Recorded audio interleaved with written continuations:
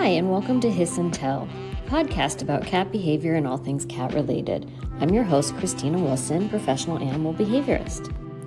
Today we're going to be speaking with BriAnne Wills. She is the cat lady photographer and creator of Girls and Their Cats. Stay tuned as we unpack the crazy cat lady stereotype, talk about how BriAnne builds trust with cats, and get her tips on how we can better photograph our own cats.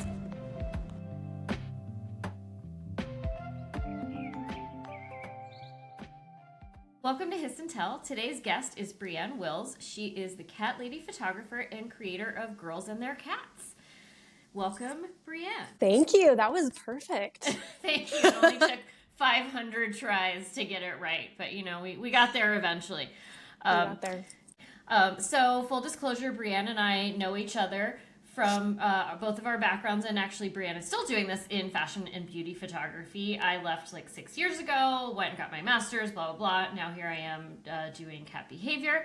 BriAnne also started Girls and Their Cats, as wasn't it your side project, and it has now kind of like blown up into this huge thing where I saw on your website you have all of this press from Refinery 29 and HuffPo and Dazed and ABC and Martha Stewart and Marie Claire, like so much amazing press. So why don't you tell us a little bit about how you decided to start a side project? I'd love to. So I moved to New York in 2014, and I didn't know anybody, and I didn't have any work. I was feeling kind of lost. So I decided to start a photo series that I originally thought would be nude women at home. So original, but I was like, through the female gaze, it could be really interesting. And I think it was the first or second woman that I was photographing had a cat, and the cat decided to join the photo shoot. And I was like, wait, this is actually so much more interesting. And then it got me thinking about cat ladies in general and how we're so stigmatized, and there's such a bad stereotype about everyone who is a cat owner is just like automatically labeled a crazy cat lady. And I didn't get it, because I was like, all the cat ladies in my life are actually really interesting and really cool. Mm-hmm. And so that is how I sort of changed gears.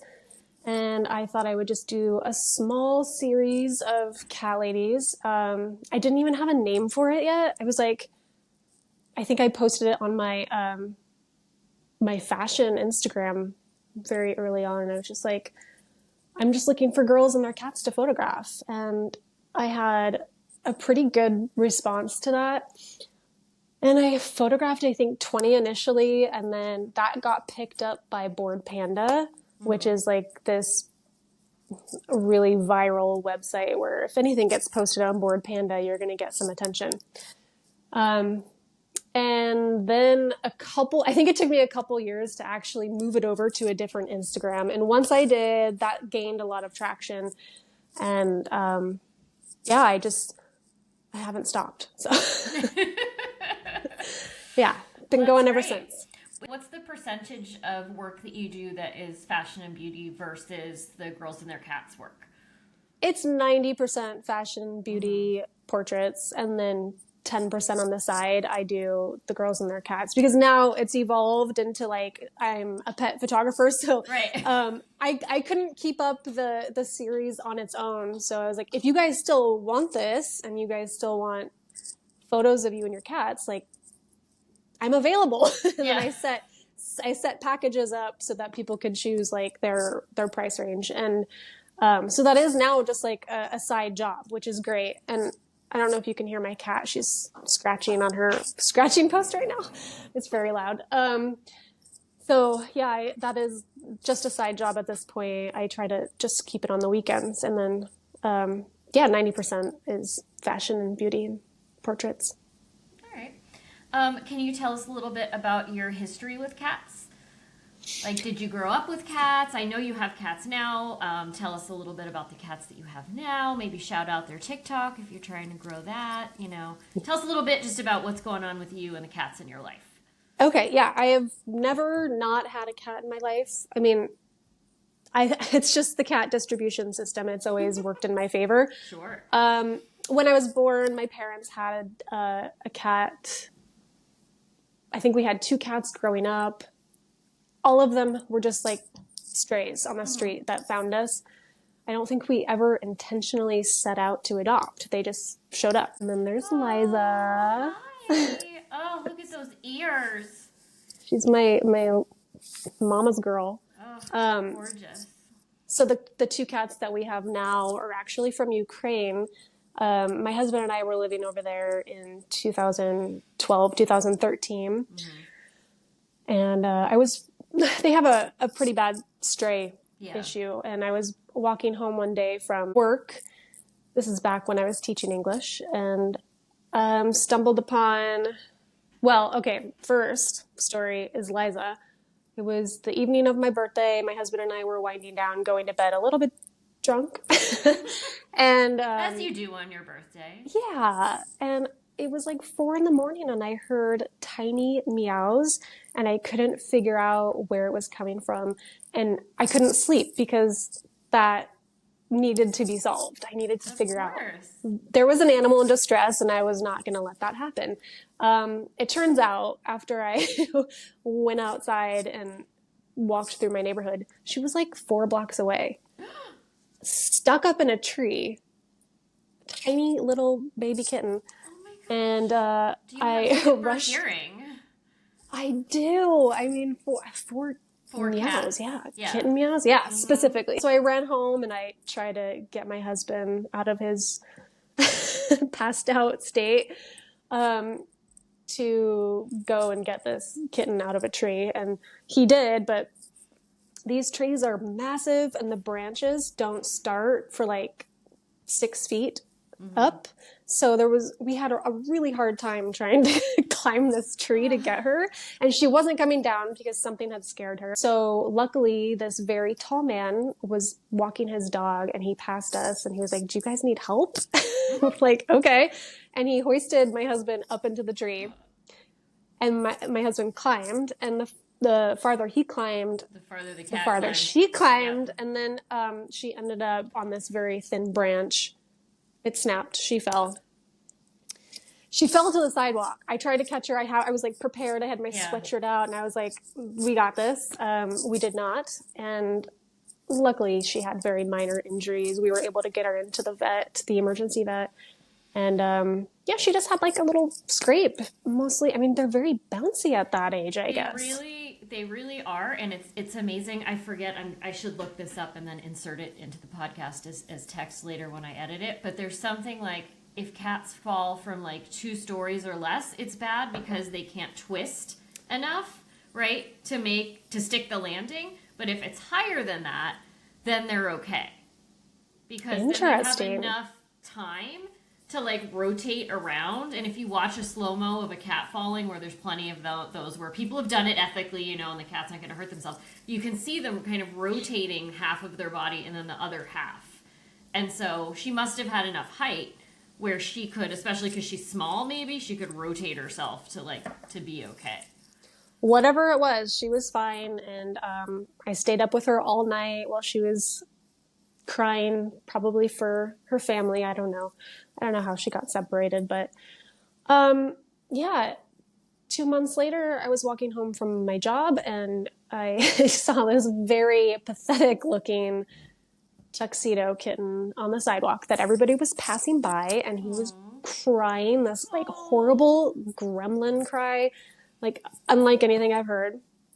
And he was just such a mess. Like, his whiskers were all fried and he was just filthy and scared. And I was like, "Yeah, you're coming home with me." So I picked him up and then plopped him in my sweatshirt, brought him home, tried to give him a bath, sent the photo to my husband, was like, "Look what I did."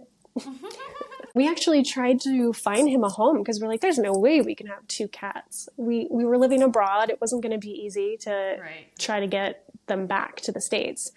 But Tuck, man, he won us over, and there was no way we were giving him up.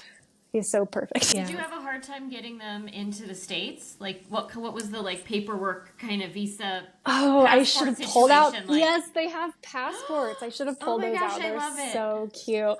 I mean, they don't have their photos in there, but they are just like, no, I should just make them up. Yeah.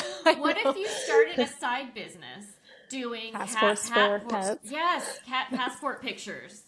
Like, I mean, just it's for, such that a would cute be thing. so funny. It is really cute. Like they have the little outline drawings of a cat and dog, just information in there about all their latest vaccines because you have to make sure they're Of up to course, date on yeah. all of their vaccines before you can bring them in. Luckily, there's no quarantine.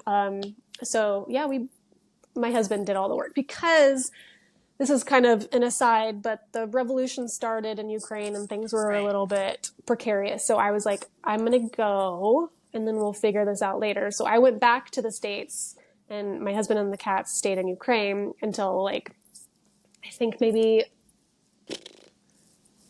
I don't know. Chris will correct me, I'm sure, but it's like almost a year later. He was able to bring them here. And so, yeah, they got their passports. He had a friend with him and they were each able to have one cat on their ticket. And they did really well, surprisingly. They were just scared, but yeah, they did really well. And ever since, awesome. They've been in this apartment living their spoiled American lives. Good for them. You know, I've always wondered because before we moved here, my wife and I were thinking about moving to Finland, which is where my family's from. And where we always thought, like, oh, we'll just move back there to be in nature and, you know, we'll move there and retire and just chill out, whatever. And then we were like, how are we going to get 11 cats over there? Like, how would we do it? We'd have to have friends, you know, come on the flight so that everyone just has one cat. And it would just be such a You would have to just, like, rent a private plane. Yeah, and, you know, we've got that kind of money. We've got PJ for cats money, definitely. Oh, my gosh. 11. Yeah, that would be so... I would be so stressed. Yes, oh, my gosh. It would be. It was enough just getting them here from the city. And that was just a 2-hour drive. And we had to rent, like, a pet mover, you know, professional person who has a van where you can like lock all the carriers up, and you know, we played cat music. Oh my and gosh! We did like all this stuff, and that was the whole production. And that was just 2-hour drive, so I can't imagine like an 8.5-hour flight, like international. So anyway, yeah, no we kidding. We didn't do that. We didn't move to Finland. We moved here to Connecticut instead. But well, it worked out. Yeah, I'm glad it worked out for you guys too, and I think that's so wonderful that you adopted those guys and you helped them out. And that kind of leads me then into my next question, which when I was, you know, doing my deep dive into your girlsandtheircats.com website, that it says that you only photograph rescue / adopted cats, and maybe you want to talk a little bit about why that is. Yeah. There are a few reasons. Usually with these photo shoots, there's a story accompanying the photos. Mm-hmm. And the story is about how they rescued their cats or how they adopted their cats. I don't personally think there's a story when you go and buy your cat from a breeder. Right. I mean, that's just kind of one and done. Yeah. And also just ethically, I'm really passionate about rescue and adoption. And I don't think it makes sense I mean, it sort of feels like if I included animals who were purchased, it feels like I'm promoting that, and I definitely don't want to send that message. I want to encourage people to adopt, and yeah, I just think that's the better way to go. So no, I totally agree. Just aligns with my ethics. Absolutely, and I think that's an important message to put out there. I think, you know, the whole adopt, don't shop message is out there, but I think it's great that you're actually, you know, putting your money where your mouth is and injecting that into your work. So I think it's nice to have like a little chat about it. And I also wanted to touch on a little bit what you already brought up, which is the crazy cat stereotype, the crazy cat lady stereotype, which I have definitely experienced in my whole adult life, and maybe you have too, and just kind of talk about like what, since you said that was a catalyst for you starting this project a little bit, like what do you think that is? Where do you think it comes from? You know, and I certainly from a psych perspective have my own ideas of where that comes from, but I would love to hear what you think and how you think this project kind of breaks that down. Yeah. I think it's probably a way, or it was initially a way for men to control women. Just, I don't know. I mean, I think there's the whole idea about cats having their own autonomy, and you have to really earn their love and respect. And you have to get their consent to touch. Yes. And I just feel like that really kind of fits alongside women too. And I think pairing us together is just a fear tactic, maybe. I agree. And I love that you brought up that I always tell people that cats are amazing teachers of consent, especially to people with children. I think cats are really, really great family pets for children to learn. Good touch, bad touch, like how to ask, touch permission. Yeah. And I really do think it's, there's something that bothers people about people who do caregiving and people who are, because the crazy cat lady stereotype is like a woman who's alone, who like can't get a man and just has cats and whatever. And I think there's something that's so irksome to some people about someone who's fulfilled and happy alone and solitary and doesn't need someone else to complete them and is maybe also happy in a caregiving role alone, right? There's something in that like is really bothersome. They get people. very, yeah, I think men use this as an insult a lot, incel men, because it's like they're so upset that women would rather clean shit from a litter box than make a life and settle with you. Right, or clean shit out of their underpants, Yeah. And say, having previously been married to a man, that was something that happened. So it just, and I'm not trying to turn this into like a man-hating episode, you're married to a man, I've been married to a man. Love man. But I love man. It's very singular. It's like my husband. That's it. I love lamp. And my dad. Okay. Yeah. I love many cats who are men. Like many male cats. Yeah. I love many of them. But I just think it's so funny. It's like, I've never heard a woman be like, you're a crazy cat lady, in a serious way. And I just think it's interesting, and it's interesting how the stereotype is like men like dogs, because we have spent thousands of years socializing, domesticating, and breeding dogs to be just like us, right? From a psychology perspective, and to listen to us, to want to do what we say, to really to be part of our pack, and to want to do what we say, and to look at us as the head of their pack. And cats domesticated themselves and have not changed at all from a psychology perspective. And really even from a genetic perspective, they haven't changed at all. And I think for a lot of people that bothers them, that you have to come to a cat and understand what they want. And that tends to be more of a pet that women understand, because that tends to be a woman's job in society anyway, is already trying to understand what everybody else wants. And anyway, I'm going on a little bit of a rant now. No, it's so interesting though, all of it. I feel like we could have a whole podcast just about this. I know. Yeah, anyway, but we'll move on from that. But I do think it's a really interesting topic, and I'm really glad that you're doing this project, because it does really show all the different cool people who have cats, and all the different cool stuff that they're doing, and showing them in such an interesting way that you don't have to be that stereotypical crazy New York lady with the big crazy frilly hair and a million plastic shopping bags who goes home to a hoarded house with 14 cats. Yeah. That doesn't have to be how everybody is. Even if you have 11 cats like me, I'm not sure. You have a big house though. I think it works. It does. But we had 11 cats when we lived in our little apartment as well. So it's just, it was the same amount of cats. It's just the size of the apartment or the house has changed. So we lucked out, and the cats are way happier here. So it's nice. That's good. So can you share any memorable moments or stories from your experiences photographing girls and their cats? Is there anything that stands out to you? Well, I think the most memorable thing is just being able to make a book and going on this little mini tour of 6 different cities, New York City included. And that was really special. It was just really cool to see how cat ladies in different cities live, and in the way that New York, we all have really small apartments. So how do we make that work? Versus LA, they have huge places, and what are the differences and the similarities? And it was just a really good experience. And I hope I can do it again. Can you tell us a little bit more about how the book came together? Were you approached by a publishing company? Did you approach somebody? How did that all happen? Because I know as photographers, a dream is to have a book out, and you did it. Yeah. Well, it had definitely been a goal of mine. I didn't know how to actually achieve it. So I was just posting constantly on the Girls and Their Cats Instagram. And I think it was 2016 or 17 that somebody from Chronicle actually reached out to me and asked if I would be interested in doing a book. And I was like, yeah, obviously. And so So, then, perfect. you just went from there, and you decided to go on a tour of cities, or had you already shot that stuff?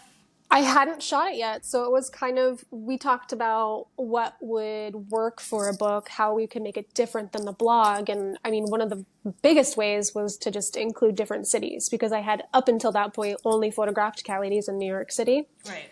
So I was the one who pitched that. Just that would be one way that we could make it different. I could and I did go to LA, Portland, San Francisco, Philadelphia, and DC. And then we had in addition to the stories and the photos, we had little fun kind of, I guess you would call them listicles, kind of like something BuzzFeed would have done back in the day. Just like cattail language explained, and like how to cat proof your home kind of thing, just to like round it out. And it's actually a pretty great book for a new cat person. All right. That's good to know. So now our listeners can go out and buy your book. And where can they find it? Is it on Amazon? It's on Amazon, and it should be still at Barnes and Noble. And I think pretty much as long as they're not sold out, it was available everywhere they sell books. So. Okay. Awesome. How did you go about doing the shoots? Like, did you have any challenges when you were photographing the cats and the girls together? Like, did you have to have a cat wrangler, like somebody like behind you with a toy, or were you able to do it all yourself? Like, how did it happen? Surprisingly, I did a lot of it on my own, and created some I created some back pain along the way, because I would have to hold my camera and then hold the cat toy at the same time. And, our cameras are not light, and they're just like too much upper shoulder back pain. But if there was somebody else home, I would usually ask them to help out. And I think that makes it so much nicer. But the idea of bringing a cat wrangler with me, I think, would complicate it a little bit, just because there's an extra body in the house, a new person. While it would be really helpful, I just don't know how the cats would respond to that. So I kind of just figured it out on my own, and I managed. That's totally fair, and that leads me into another question, which was, how did you introduce yourself to the cat? Because as cat people, we know that often when you go into a house with new cats, the cat's like, absolutely not. Like, I don't know who you are. It's going to take me quite a while to come out if they're not like a very bold personality type. So how did you handle going into the home and getting the cats comfortable with you? And the people, too. The people also had to get comfortable with you. But this is a show about cats, so we're just going to talk about the cats. Yeah, that's true. So I allow for about an hour time slot. And that entire hour is not for photos. So maybe 30 minutes for photos, but I usually like to sit and chat with the cat lady, get to know them, let the cat get used to my presence. I don't really approach cats. I let them approach me when they want to, and if they don't want to, they don't have to. I have my camera bag that has been in every single other cat home with me. It smells like cats, and that usually works in my favor. There's been some times where they're like, oh, hell no. And then they'll hiss at me. But usually they're curious enough and like, why do you smell like so many cats right now? I also have a cat toy that it's just like a little... It's varied over the years, evolved. Right now I'm using just a stick with like a feather and a bell on the end. And that is really intriguing to a lot of cats. So... yeah, I don't know. There have been some times where the cats just didn't want to come out, and it was kind of holding the cat for a few photos and then they're done. And that, sometimes that is just the way it has to go, because you can't like force the cat to sit there if they don't want to sit there. So I've been very lucky. It's worked out I've photographed over 100 400 cat ladies. Wow. And I have only had a handful of issues, like where the cats just weren't into it at all. Have you had any where you just couldn't do the shoot because the cats wouldn't come out at all? They're back in the day, like probably one of the first 50 cat ladies that I photographed. I I think we spent the whole time her following her cat around trying to pick him up for the photo, and it just didn't happen. Right. Except for like the last minute, she was finally able to pick him up. I think I got like 2 photos. But ever since then, I don't know. No, I've never had an issue where I haven't been able to get photos of the cats. That's amazing. Yeah. Good for Yeah, I you. guess it is. I think a lot of people know their cats a little bit, Fair. to an extent, like they know, oh, this isn't for us. Like our cat's Yeah. not going to respond to this. So So they're self-selecting out. That makes I sense. think so. Yeah. I would imagine. I wonder if also if your confidence changed, like at the beginning, you weren't quite as sure of, and you would have to speak to that, but you know that cats are such great readers of energy, and if you come into a situation and you're not like 100% confident and you're a little bit like, oh, I don't know how this is going to go, the cat's going to be like, well, I'm not participating in this, like, toodaloo. But if you come in Yeah. really confident and you come in and you're like, I've got this toy and you're going to love it and this is how things go and my bag smells like cats and like you're going to have a good time, you're going to be a star, then the cat's much more likely to be excited and participate. Yeah, absolutely. 9 years of experience will Yes. do that. Yeah, they'll be like, this lady knows what she's doing. Yeah. We'll participate. It is funny. Yeah. It makes me think of my wife and I were recently on the cover of our very small town's local magazine. Oh, cute. So exciting. We live in a town of less than 8,000 people, so eventually everyone is going to be on the cover of this magazine, so it's really not a big deal. But they did send the local photographer, to take pictures of us in the house, and of course they're like, we want all the cats in the pictures.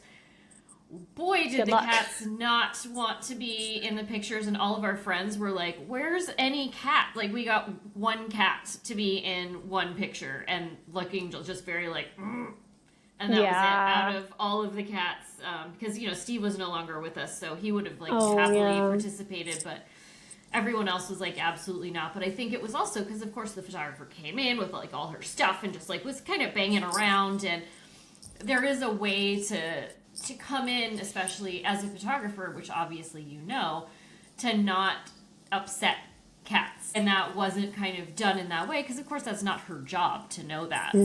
But it was sort of a very loud, boisterous entrance with like lots of banging and equipment and setup. Yeah. And I think that just made the cats even more like, we have no interest in this. Like, we're going to wait for our Vogue cover. Thanks. Like, we're not going to be on the cover of Yeah, this. they're holding out. Yeah, we don't want to be on the cover. I'm also, I'm a very quiet person by nature, so I don't go in with a loud voice, and I always take off my shoes because my cat personally hates when people wear their shoes in the house. So do ours. All of our cats hate shoes, and we couldn't figure out why recently they started running away from my wife until we realized she got new like house slippers, and they had a hard bottom that were it sounded like shoes. Yeah. And then we're like, oh, it's the slippers, because they're just not used to that clackety clack of shoes in the house. Yeah. No, it's terrifying, I guess. Another thing that I do is I encourage the cat ladies to pick up their favorite cat treats. If they're food motivated, that works really well. If they're not, it is what it is. Yes, we love a food motivated cat for many things. Posing for photos, but also, working on training, all different kinds of things with cat behavior. It really helps if your cat is food motivated. But again, I'll say one of our cats is not. He is very praise motivated, and he loves a good job, Kevin. And it works so that's well. cute. He's so happy when he gets a good job, Kevin. He's just looks at you with his giant eyes. so He's sweet. like, oh, I did a good job, and I'm Kevin. He loves it. So there's always I love other that. things you can find to work with, but food is so easy and so instantaneous and will 100% hold a cat there. So I get it. I did want to ask you, are you using, it looks like from the pictures you're using strobes, like how are you lighting the stuff? Like you're not using strobes. I go in there with very little equipment. I have my on-camera flash, and I usually just bounce it on the ceiling. That's it. Right. So that's what it just looks like. There's a little fill, right? Yeah. But okay. So I was just going to ask if if you've noticed, do the cats react to that? Do they seem to care? Like, Yeah, some cats are really into it, and mm-hmm. I don't have to use any noisy toy to get them to look at the camera because Right. I don't know if you've had the Canon, oh gosh, what is it? The Profoto flash, Yeah, that's on what I camera used to flash. have, Okay, it makes like a little beeping noise before Mm-hmm. the flash goes off. That gets them to look, and if they're not afraid of the bright flash, then it works really well. But yeah, sometimes it is a little bit too much for them. And I think the funniest thing is like everybody's always like, "Oh no, my cats love having their photos taken," and I'm like, "Yeah, but you're probably just using your iPhone Right. and natural light." And even though I don't go in with a lot of equipment, it's just the flash and the camera. They're It's different. still big and loud. So yeah, it usually takes some time to get them warmed up, but. Do you like let them sniff your camera? How do you get Yes. them? Okay. Yes, I will let them sniff whatever they want to sniff, and if they're afraid of it, I'll like leave it on the ground and move away. Yeah. Let them explore it on their own.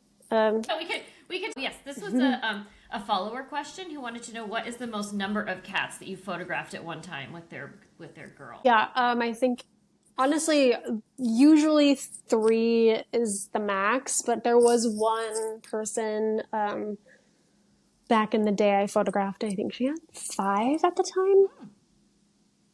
Yeah, so not 11 cats. I was hoping I could photograph you. Your cats. You can anytime you want. You're welcome to come up here. It's an easy train ride and see if you can wrangle these 11 dorks. It'd be a challenge. Picture. I have to say, 11 of them are never all together, right? Because they're just spread throughout the house, and there's like different cliques of them. So they don't all get along then? They do. They all get along, but there's like the bedroom group, and then there's the group that hangs out in the kitchen, and like trying to get them all together at once would be very difficult. I think the most you can get at one point is like 9. Well, that's pretty good. That's the most I've seen together at one point, because they're also sometimes one is sleeping and sometimes one's pooping, and like they just are all doing different stuff. And you're not going to get all of their attention at once. Yeah. That's the challenge, especially in like a bigger space. So do you have any tips for people trying to photograph their own cats? I know that you said, people are obviously just using their phones and natural light and not coming in with professional gear and professional lighting like you are. But is there anything that you'd recommend for people trying to get just a good picture of their cat? Yes. I always recommend cleaning their eyes.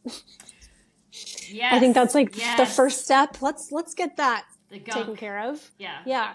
And then photographing them in front of a big open window or just any open window is ideal, because otherwise you're just not going to be able to get a decent photo. And then having something noisy or crinkly that you can hold above or behind the camera to get them to look at you. Catching them when they're just doing something cute on their own, like sleeping or anything, just sitting there, trying not to like stage them. I just don't think that works out ever. Like putting them in an outfit and putting them in a basket. Yeah. Yeah. I mean, I've definitely done cat photo shoots where there was like a little bit of staging, like professional photo shoots. And it works, but like not everybody's cat is gonna be open to that. So try to catch them in their cute, natural state. I will say, I remember, I always, when I had like litters of kittens from ACC or whatever, and they'd be like in my studio, because that's where I did all the socialization. So they'd be separate from my guys in the apartment. And every once in a while I'd be like, oh, what'd be really cool is I'm just gonna like put these kittens in the editorial, and I'd like try to like wrangle kittens and like put them on a model, and it was always such a hellscape. Like every time I would try to wrangle kittens or even bigger cats into doing something that I thought was going to be great, it was the biggest shit show that I've ever seen. It is very tough to get them to do what you want. So yeah, going to them and having them do what they want, I think, is an easier approach than like trying to force them into your concept, which is probably cats will call really the dumb. shots. Yeah. Okay. And then how can people book a session with you? And are you only in the NYC area? At this time, yes, just because I live in Brooklyn and I'm taking public transportation. So I have my little geographical area that I stick to for now. I mean, eventually maybe it'll open up again, but you can go to my website, girlsandtheircats.com, click on the schedule a shoot thing, read some information about it, and then there's a little form that you can fill out when you're ready. Okay. And if people want to look at your fashion and beauty work, do you want to shout out your other website? Yeah, it's BriAnneWills.com. You might have to enter text unless you want me to spell it. Do you have any plans for another book or any new projects that are cat related? I have hopes for another book. I think the pandemic really took a lot out of me and I haven't been that motivated, but I'm getting back into it. Mm-hmm. So yeah, I have hopes for another book. I just have to, reach out, make it happen. Yeah. That's kind of it for projects other than just managing my new famous TikTok stars over here. Oh yeah. Well, you're doing a really good job. I mean, your TikTok is doing very well for having only started it a month ago. I am so impressed. But that's how people it goes. love Tuck's feet. People just love cats. Thanks for watching. Hiss and Tell is a subsidiary of my cat behavior business, Catitude Adjustment, and that's our channel name on YouTube, which is where you've watched this video most likely. If you'd like to engage my services as a cat behaviorist, you can find me at catitude-adjustment.com. Music is generously provided by Cat Beats.